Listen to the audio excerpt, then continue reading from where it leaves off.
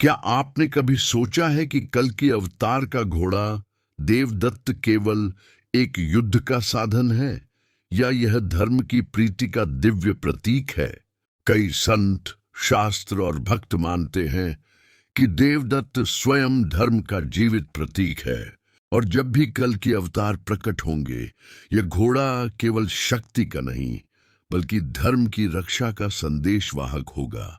इसीलिए एक भक्त ने लिखा, कल की अवतार का घोड़ा एक धर्म प्रीति प्रतीक है। यह बात हमें याद दिलाती है कि कल्कि का हर पहलू केवल युद्ध नहीं बल्कि प्रेम और धर्म से भी जुड़ा हुआ है। आज हम ऐसे युग में जी रहे हैं जिसे शास्त्रों में कलयुग का अंतिम चरण कहा गया है। हर जगह अन्याय, अधर्म और पाप की छाया है। लोग धर्म से भटक चुके हैं और इसी अंधकार में कल की अवतार का कार्य शुरू हो चुका है। लेकिन ध्यान रखिए, कल की केवल युद्ध करने के लिए नहीं आएंगे बल्कि गुप्त रूप से वे अभी से धर्म की रक्षा कर रहे हैं। कमेंट्स में लिखा गया, कल की अवतार को नमन की जरूरत है। वह केवल धर्म की रक्षा करने के लिए आए हैं और गुप्त रूप से धर्म की रक्षा कर रहे हैं। सोचिए, यदि वास्तव में कल की गुप्त रूप से पृथ्वी पर हैं, तो वे कौन से कार्य कर रहे होंगे? वे किन लोगों को प्रेरित कर रहे होंगे? क्या हमें भी कभी उनका दर्शन हो पाएगा? धर्मशास्त्र कहते हैं कि जब अधर्म अपनी चरम सीमा पर पहुंचता है तभी अवतार प्रकट होता है। लेकिन कल्कि के बारे में एक रहस्य है, उनका प्रकट होना सबको एक साथ दिखाई नहीं देगा। वे अपनी गुप्त लीलाओं से धीरे धीरे अधर्म को समाप्त करेंगे और धर्म की रक्षा करेंगे। इसीलिए लिखा गया, कल की अवतार अपनी गुप्त लीलाएं कर रहे हैं। ये वाक्य हमें सोचने पर मजबूर कर देता है कि शायद कल की पहले ही धरती पर आ चुके हैं। हो सकता है कि वे हमारे बीच ही हों, लेकिन कोई उन्हें पहचान न पा रहा हो। शायद वे किसी साधारण मनुष्य के रूप में रहकर धर्म को भीतर से बचा रहे हों। अब आते हैं उस सबसे रहस्यमयी दावे पर जिसने हजारों भक्तों का ध्यान खींचा है।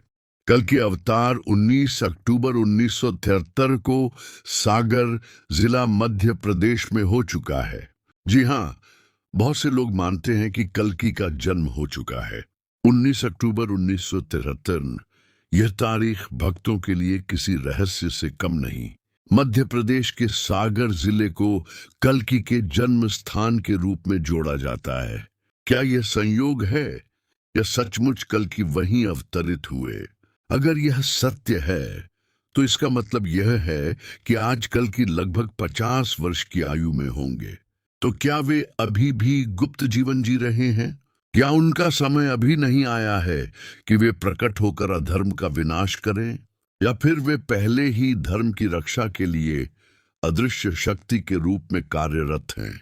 कल्कि अवतार के बारे में पौराणिक ग्रंथों में लिखा है कि वे घोड़े देवदत्त पर सवार होकर हाथ में दैवी तलवार लेकर अधर्मियों का संहार करेंगे। लेकिन जब तक उनका पूर्ण प्रकट होना नहीं होता, वे गुप्त रूप से संसार को तैयार कर रहे हैं। उनकी उपस्थिति को पहचानना कठिन है, लेकिन संकेत हर जगह मिलते हैं। अधर्म का बढ़ना, युद्ध और विनाश के संकेत, प्रकृति का असंतुलन, धर्मगुरुओं का पतन, ये सब घटनाएं हमें बताती हैं कि समय निकट है। कल्कि अवतार की महिमा केवल युद्ध और विनाश में नहीं है। उनकी महिमा है धर्म को फिर से जीवित करना, लोगों को सच्चाई की ओर लौटाना और अधर्म की जड़ को काट देना। इसलिए उनके घोड़े देवदत्त को धर्म का प्रतीक कहा गया है, क्योंकि यह केवल युद्ध का साथी नहीं बल्कि धर्म के प्रेम का वाहक है।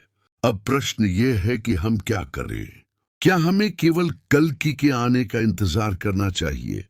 नहीं, क्योंकि जब भी कोई भक्त धर्म का पालन करता है, जब कोई अन्याय के खिलाफ खड़ा होता है, जब कोई सत्य का मार्ग चुनता है, तब वह कहीं ना कहीं कल्कि की गुप्त लीला का हिस्सा बन जाता है। समापन।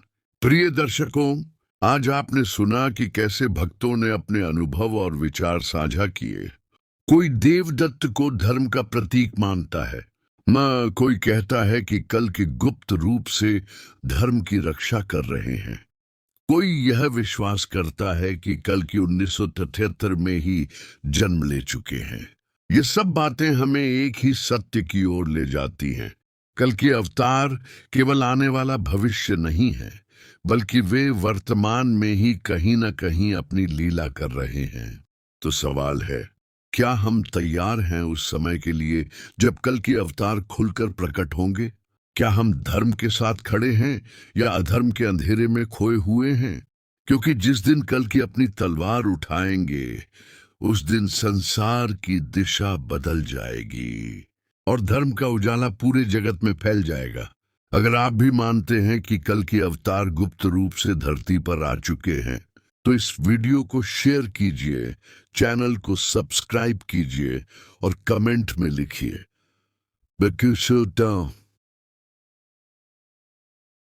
जय कल के अवतार।